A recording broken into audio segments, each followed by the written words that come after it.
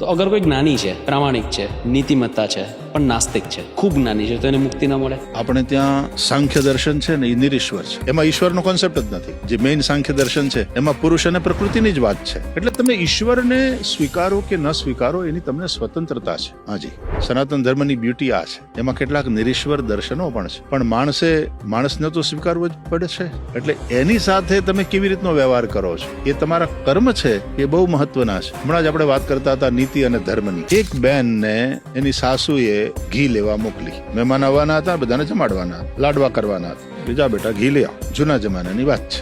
તો એ તપેલી લઈને ઘી લેવા ગઈ. જ્યાંથી ઘી લેતી તે વેપારીને કહ્યું કે કાકા 1 કિલો ઘી આપો. એટલે એ 1 કિલો ઘી જોખી અને વેપારીએ પેલી બેનને આપ્યું. હવે એ બેને પૈસા કાઢતી હતી અને એ વેપારીને આપતી હતી, તો પેલી હાથમાંથી પડી અને ઘી ઢોળાઈ ગયું બજારમાં. અને પેલી બિચારી એકદમ ટેન્શનમાં આવી. હવે ઈ બેનને પેલા વેપારીએ ઘી આપવું જોઈએ કે ના આપવું જોઈએ? મોરલી આપવું જોઈએ. હું વેપારી હોય તો હું આપું. એટલા માટે જ આ પ્રશ્ન છે.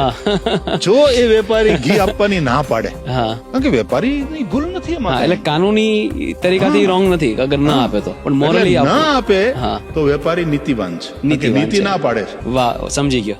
પણ જો મારાથી ઢોળાઈ ગયું હોત તો મારે આપવું જ પડ્યું હોત ને. આમ સમજીને આપે તો એ ધર્મવાન છે. વાહ ભાઈ વાહ, સમજી ગયો. નીતિમાં અને ધર્મમાં આટલો ફરક છે. અને વેપારી જો